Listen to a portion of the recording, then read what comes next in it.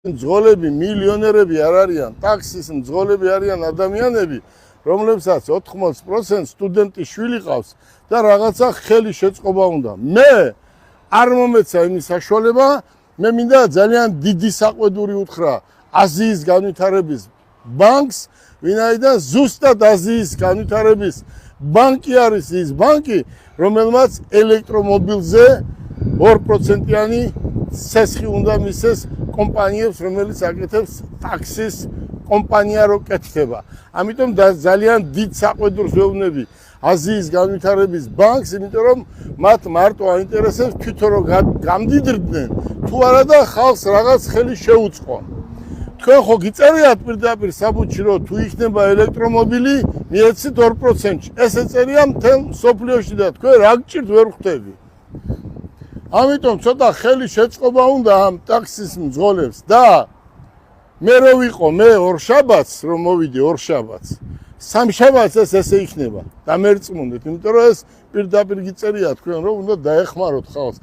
მარტო ის კი არ არის, ბანკს მისცეს ფული და მე გააპროცენტონ 15% და 20%. აი მოდი შეხედეთ, ეს უშუალოდ არის პირადად ჩემი ავტომობილი, დღეს უკვე დავამთავროთ ამის რაღაცები გავუკეთეთ. როგორია კოტე? რა სიტყვი?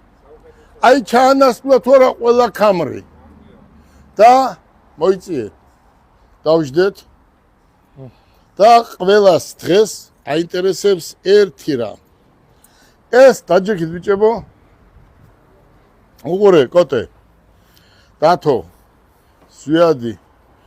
მერაბი. ხვალიდან ძალიან ბევრი მომხმარებელი მოვა და ჩვენ ამ ავტომობილს მივცემთ 600 კილომეტრიანს, რომელსაც ყველაფერი აქვს. 610 კილომეტრს გადის. ამ ავტომობილს ჩვენ მივცემთ დაახლოებით 19900-ად.